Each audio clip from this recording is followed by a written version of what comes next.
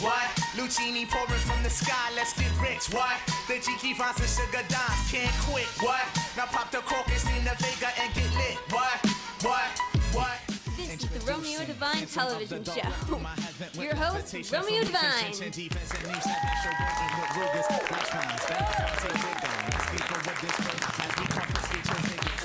Wow, finally got it out. Hey, thank you guys for coming to episode 2 of the Romeo Devine show.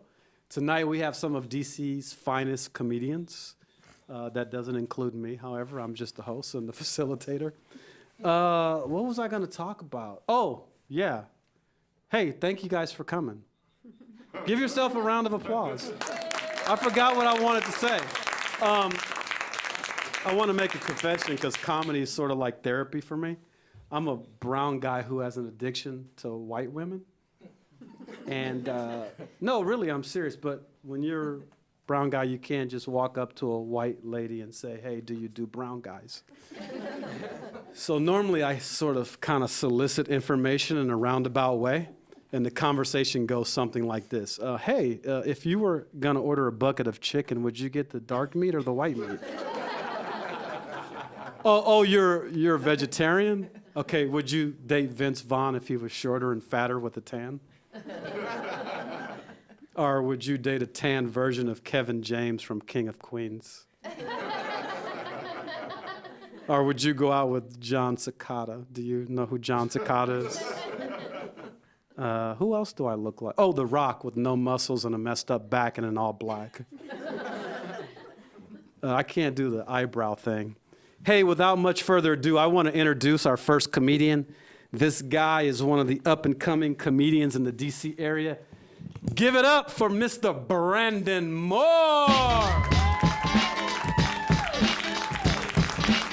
Whoa, what's up, guys? Give it up for Romeo, putting the show together. Give it up for my cousin, the mic stand, for making it tonight. Glad he's here. Man, I got this new GPS recently. It's pretty cool. I don't use MapQuest anymore because it's hard to, read MapQuest directions at dark. I love it, though, because it tells me, what all the closest food places are, like, KFC, Chipotle, Popeyes, because we know I love chicken and I need to eat badly, skinny as I am. Man, it's great. The only thing I don't like about it is that it doesn't have, like, a cop, alert, let me know that cops are in the area, because it tells me everything else besides, cops. Tells me how fast I'm going. I'm just trying to say I'm tired of getting tickets, man. The cops are after me 24/7. But recently I got out of a relationship not too long ago, and I hate relationships because the nicknames that females want to give us guys. So my last girlfriend, part of the reason the relationship went downhill is because of the nickname I gave her.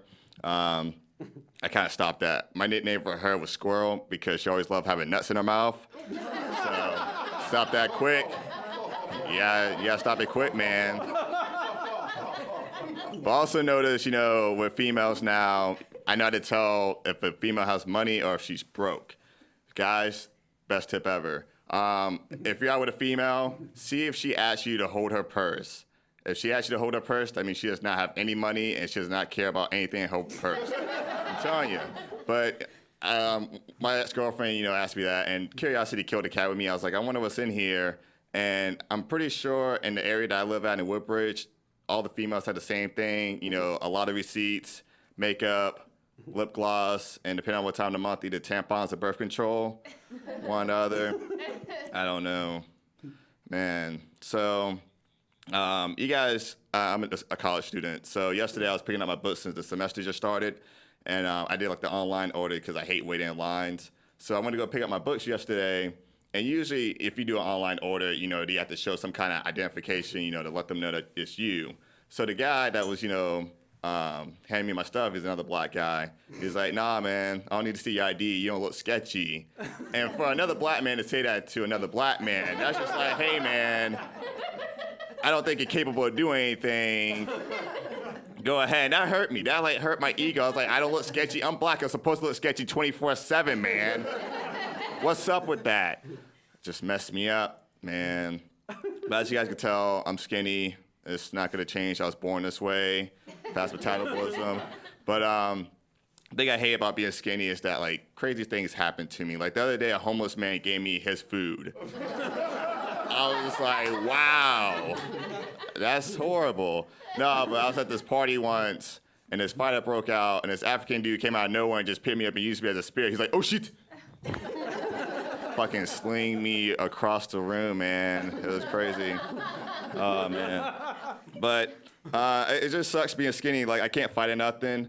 And the only thing I can do is, like, have somebody use me as a spear, as a, great defense weapon. And I thought of this idea. The next time a fight breaks out, somebody uses me as a spear, I'm just going to scream really loud. I'm going to call it the Roman candle. His house going to go. The dude's going to pick me up, toss me. It's going to work. Scream like a white girl. Police are going to show up ASAP, man. All right, guys. That's my time. Brandon Moore.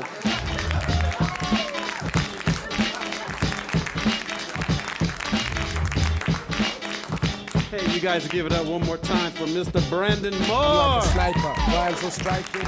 I have a confession to make, but I don't want you to judge me when I tell you this. My ex-girlfriend broke up with me about 2 months ago. You want to know why? Guess. She caught me watching cartoons with no clothes on. with a jar of peanut butter next to me. And I asked her, why are you judging me? I had crackers with it. I mean, what's the... Hey, we got our next comedian coming up. This guy is new in the game, but he's a funny dude. Hopefully he won't cuss or use any profanity. And he drinks Guinness. Give it up for Mr. Chris Higgins! What's going on, guys? Yeah, so I'm new, so I'm sorry if this sucks, but I work as a bouncer at a bar out in Woodbridge, and I don't know if you can tell because it's on TV or whatever, but I'm short and fat. I'm 5'6", 225, so it takes a little bit for me to intimidate some drunk dude who's like 6'4", 500 pounds. So I gotta try to act tough to these people. And it's a little hard when some big drunk dude elbows you in the face while you're trying to push him out the door and you're crying. It does not help when you cry. It doesn't help that tough persona, you know? And drunk people have, just working at a bar, drunk people have kind of ruined drinking for an Irish guy. Yeah, sad story. The other day, I had off work and I was up there drinking. And I stopped at 10 drinks, and my waitress came up and was like, Chris, are you okay? I was like, yeah, man, I'm fine. She's like, well, you're not shit-faced on the floor, like cursing out some drunk chick over there. I don't know. Are you okay? Like, yeah. Why do I always need... You guys are racist towards Irish people. That's what it is. That's what it is. If I don't have a Guinness in my hand and a man punching somebody else in the face with my other hand... I'm not okay? All right. I see how it is. Okay. But, yeah, so like I said, I'm Irish, and I have Irish cousins that live over in Dublin. And one day, like 2 years ago, I went over and visited them in Dublin, and my cousin lives above a pub, which doesn't help the stereotype, but... And Irish people are just straight up crazy, man. Like, I had no idea. This was my first time visiting. I go downstairs, and I'm 16, and they're just handing me beers. Handed me. And I'm like, okay. I like Ireland. Yeah, that's good. And all of a sudden, this cop walks in the door, and my cousin goes, hold my beer. And he walks right up calm to him, and he's like, hey, how you doing? Hits him right in the jaw.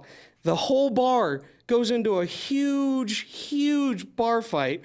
And I'm running out the back door because I think everyone's getting arrested, and I'm 16, drunk. So I come back an hour later. My cousin's sitting there with the cop at the bar, drinking. The cop's still on duty, mind you. I mean, and everybody's laughing at me like fucking Americans, you know, they don't get it. It's just a bar fight. What's wrong with you? But, so I'm married, and that's awesome. It took us 7.5 years to get married, and 2.5 years later, I don't want to be married. No, I'm just joking. She's wonderful. She keeps me out of jail. I teach her how to have fun. But things change when you get married, man. Like, now when I get laid, I feel like there's something wrong that she's feeling guilty about. So, I feel like I should go buy a lotto ticket or something if I'm getting laid more than once a week. It's different, but it works. All right, that's all I got.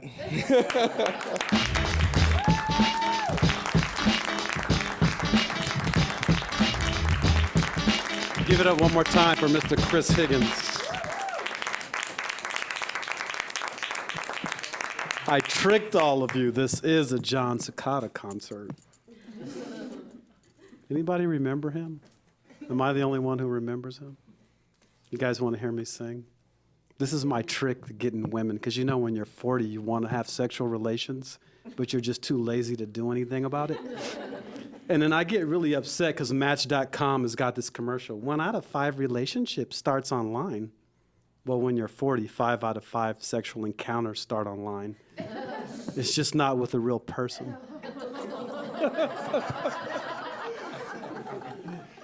It's true. It's true. When you're 40, you just want to sit on the couch, fart, eat chicken wings, and drink beer. And watch SportsCenter. Da-da-da, da-da-da. Hey, this next guy, I need you guys to give him a warm round of applause. This is his first time doing stand-up comedy. Show your love for Mr. Fingers.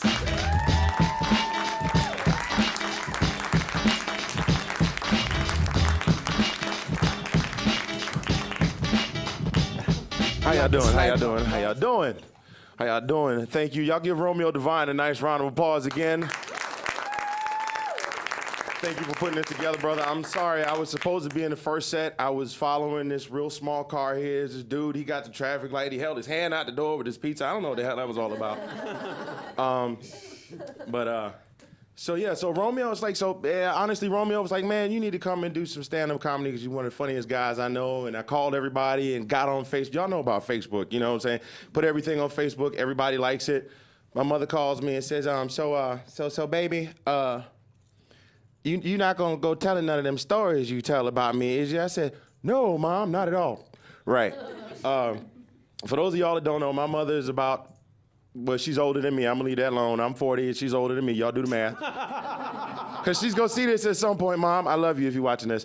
And I was pledging the fraternity when I was in college. My mother is 5'3", about 100 pounds soaking wet. This woman told me from the day I was born, love Jesus, read your Bible, say your prayers, don't forget to say your grace, don't forget to brush your teeth, eat your vitamins. She had the bandana and ripped her shirt off, all that kind of stuff. I don't know. Anyway, I'm pledging the fraternity, and I mean pledging. Not the stuff that you see now on TV like old school. I'm talking about, for those of y'all that know, like with the paddles and all of that stuff. She comes out on campus and calls the brothers over and says, come here. Come here, I'm talking to you, come here.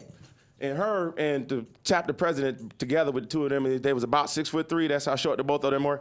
So she calls him over, opens up her bag and says, you see that in there? You see that? She turned into Medea, I'm not lying. You see that in there? I will shoot you if you hurt my baby. Go home. All of y'all go home. So my father's like, you let your mother come out there with the gun, didn't you? Why'd you let your mother come out? Why'd you go out the house with the gun? I didn't know they was gonna do none of that, baby. Leave my baby alone. I'm just saying. So anyway, Romeo, I feel your pain. Romeo was talking about being 40 years old. Romeo, I don't know what you're talking about with having problems with sex, because my wife is in the audience right now. She would tell you I'm like the Washington Post. I deliver 7 days a week and twice on Sunday. Hello, holla if you hear me.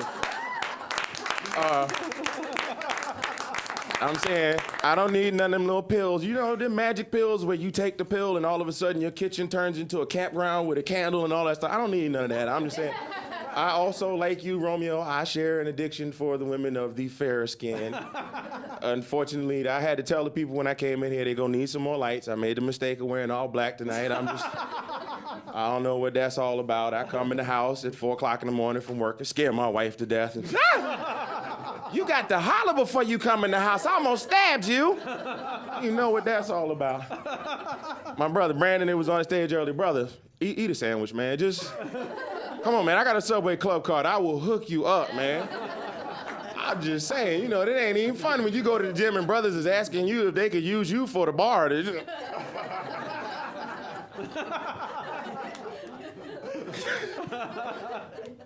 I'm sorry. But then so, I talked to my father about doing all this. And my father, he's elder. I call him the elder statesman. I call him the colonel. I was in the military. He came out and he said, I don't care how many stripes you get on your shoulder, I will still put you over my knee. And I said, yes, sir. So he's been the colonel from that day forward. And my father is kind of like, no lie, he's like Bill Cosby. Seriously, y'all seen the Cosby Show? Round of applause. How many of you guys are familiar with the Cosby Show? Let me see. So my father says, well, you got to go on stage and you get the microphone and then you look at the people and you tell a joke. And when you tell the joke, then everybody laughs. And that's how my father is. I tell the joke and it's really funny. But seriously, like my father was like one of the funniest experiences I had with my father. I was about 15 years old and my father has a collection of magazines. Y'all know the magazines. Don't act like y'all don't know the magazines, okay? You don't act like you don't know the magazines. You know the kind that y'all can go online and see now for free. Where you used to have to be embarrassed and sneak in the 7-Eleven. It's like, get off that counter. I wasn't looking at nothing. Those magazines. So I found the magazines and I'm looking at them and my mother cleaned my room on a regular basis and she found them. And then I'm gonna tell your father when you get home. Well, so okay, fine. So my dad comes home and says, now why did you, really, what are you, your mother, you see, I got to deal with this now, and now you just get out of the room. Just go on, boy, you dumb. Just go get the pizza. Call the pizza guy, have him come over with the little car. We'll be all done. That's been my time, folks. I'm all done. Mr. Fingers, holla at your boy.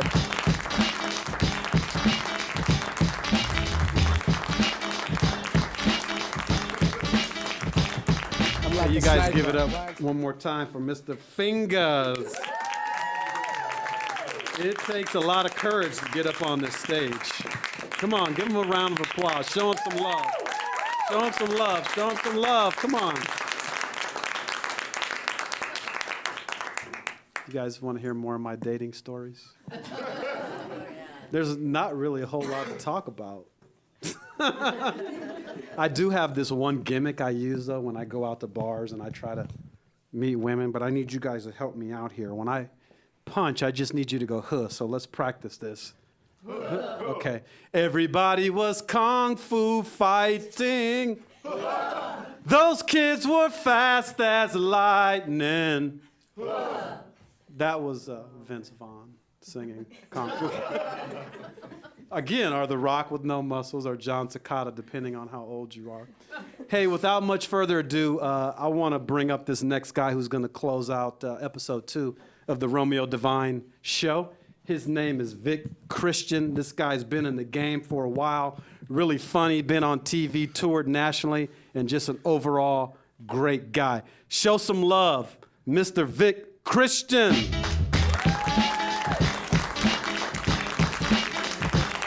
Give it up for Romeo Devine. Romeo Devine. I'm like a sniper. Okay, y'all can stop. I'm not that good. What's going on? Let me introduce myself. My name is Vic Christian, and this is short. I got some short people here. I don't like people. Let me just get that out front. I really don't like people. People are stupid. People judge each other for silly stuff. They judge people for the color of their skin, religious beliefs, nationality. I'm like, this is stupid. When if you just talk to a person and give them 5 minutes, they will give you a perfectly good reason to hate them. You know what I mean? This is silly. I mean, this is what's really going on. I don't get it anymore. So, I'm kind of one of those guys right now that, because of my dislike of humanity, I'm an asshole. You know what I'm saying? Let's just I really am. Like, my mom, she's a breast cancer survivor. Let me tell you this story. She's a breast cancer survivor, been for 12 years. So she always wants me to do the Susan G. Komen Race for the Cure. You guys know this? It always happens like the first, I think, Sunday after Labor Day or something like that. I mean, not Labor Day, Memorial Day. It happens the first Sunday after Memorial Day. And when I do this race, it happens to be right after my birthday, always, never like clockwork. So I go out and I get drunk. I'm not even gonna lie, I get drunk on my birthday or whatever. So I'm up, I'm doing a 5K walk after drinking. So I'm doing the 5K walk. I have a bandana on my hand or whatever. I'm bending over, sweating, and this lady comes up to me and she's like, "Oh my God, you're throwing up. Chemo?" I'm like, "No, Kettle One." She's like, So that's just me. But people will give you good reasons not to like them. You know what I mean? I went to Kansas. I traveled. Romeo was talking about I had to do a show in Kansas one time. I was in Kansas City. And if you've ever been to Kansas City, they love barbecue. If you know, do this. So I had to go try the barbecue. So my waitress comes over. She has a really thick accent, like a really thick Jamaican accent. She's like, all right, what you want, child? You know, would you like some beans with that? Would you want maybe some bread, some cocoa butter, you know, let's say all silly stuff. And I'm like, wow, you know what I'm saying? So she comes back. I asked a simple question. I'm like, hey, what part of Jamaica are you from? She's like, oh, me not from Jamaica, me from Kansas. I'm like, what? She's like, yes, my boyfriend, he from Jamaica. I'm like, you really must blow him a lot for it to get caught up.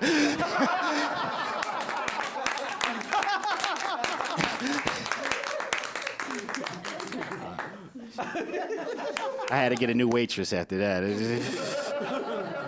I wouldn't trust her. I would not trust her, man. I'm glad to see such a good crowd here, man. All of y'all meant to get here, too, because that gas price is at $3.40. You know what I'm saying? I do MapQuest and I do the GPS. You know what I'm saying? Compare notes. Like, I want to make sure I get where I'm going because I can't afford it. You know what I mean? Gas prices in L.A. are much higher than it is here. Do you know how much gas prices are in L.A.? $6. I know, $6 those are crack prices. I don't care what nobody tell you. There are people walking up to the attendant talking about, I will let you do me if you fill her up on pump 15, please. And the attendant's like, wait your turn. Don't you see somebody's in front of you? Wait your turn. You're going to get premium, 92. You know that, don't you?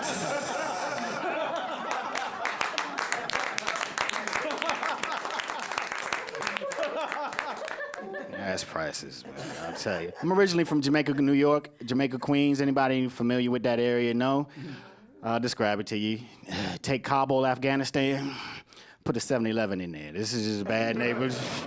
It's like they just trying to rebuild the whole thing. But nothing prepared me for living in D.C. When I left New York, I moved down here to D.C., and I lived in Southeast Washington. And I'm telling you, that right there, oh, my God. I had never lived in a neighborhood where a mailman and a UPS man lay down cover fire for each other. You know what I'm saying? That was deep for me. You know what I'm saying? Like, you know, when the drug dealers organized the neighborhood watch, you're like, okay, there's something wrong here. I lived next to an Iraqi family, and they was like, we're saving our money, we're going home. We can't take this.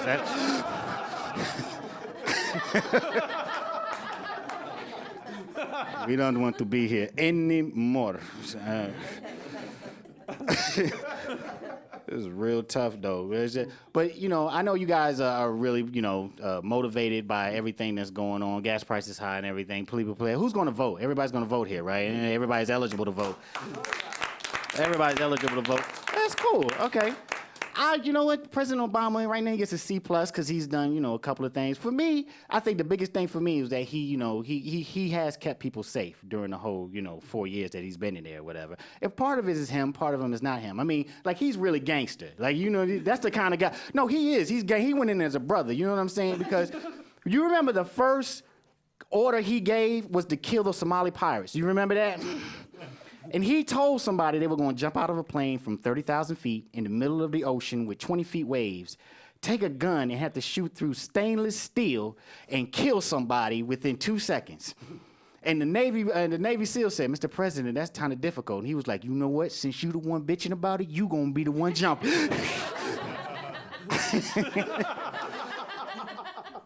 But it hasn't just been the president who's been the only one that's kept us safe. I think, you know, you guys remember a while back or whatever, that tragic event in London and Madrid. They had the London train and bus bombers. You remember that? That stuff couldn't happen here in D.C. Because anybody who's ever ridden the metro know we got enough crazy people on there that would scare a terrorist off the daggone train. You know what I mean? He would scare him off the bus. Like, if this would happen if you had a bus and you had a terrorist attack trying to go on there. It'd be like, I have reached the target. I am on the 9A heading to Berry Farms. And there is a man next to me who says he has his own damn bomb. I don't know why you gave me this assignment, Hassan. If I survive this, I swear I am going to, little boy, leave my bag alone. If I survive this, little boy, please leave my bag alone. If I survive, little boy, go find your mother. You don't know how to treat other people's property. These people are disrespectful. They will not control their children. I say, excuse me, ma'am. Excuse me, no, I have no problem with your child. Your child has a problem with me. He's touching my bag. You need to be a better mother. Okay, no need for knives. No need for knives. I know you work all day. You don't need no foreigner and a tariff to tell you what to do with your child. I understand that. Yes, I understand that. Yes, you're a bad woman. She's a bad woman, isn't she, sir? Yes, you're a bad woman. Okay, yes, I hate this assignment. If I could... Holy sh... They stole the bomb. Who the hell are these people? I gotta go. My name is Vic Christian. You gotta take care.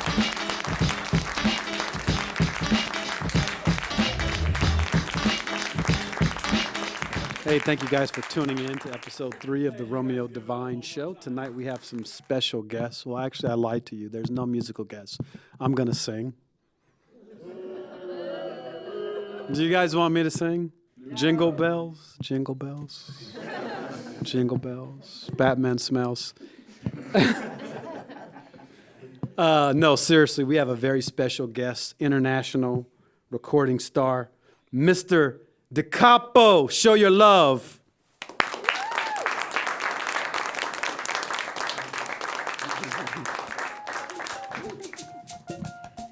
Yeah.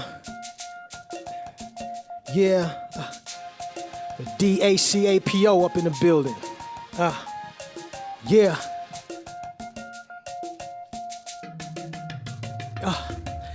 I saw and I conquered. The love and the fame made me more like a convert. When I hear them say my name in a war, in a concert, so akin to the rain. When it pours and I ponder, right back to the start. When I got my head cracked in the park, getting rough, getting tough, getting jacked in the dark. So young, was a kid on the grind, slowly getting fit for the crime. Streets telling me to get what's mine. Suddenly I got zapped, right back to the motherland. Just like that, we packed like my dad and my mother planned.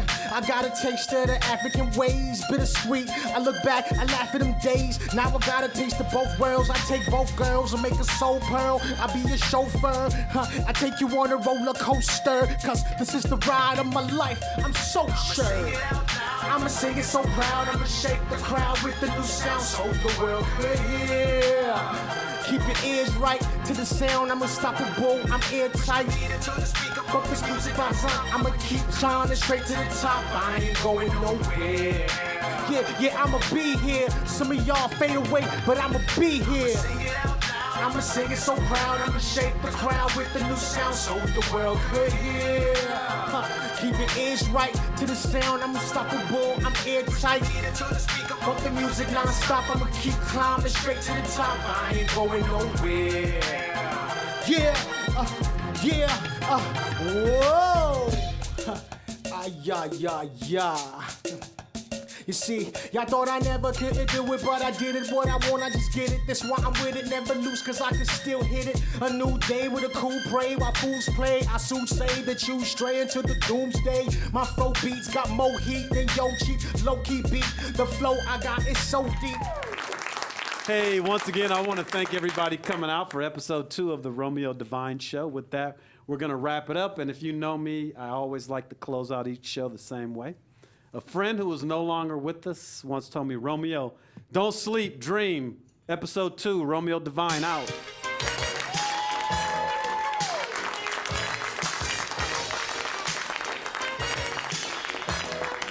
Take 5. This is it, what? Lucini pouring from the sky, let's get rich, what? The G finds the sugar dimes, can't quit, what? Now pop the cork and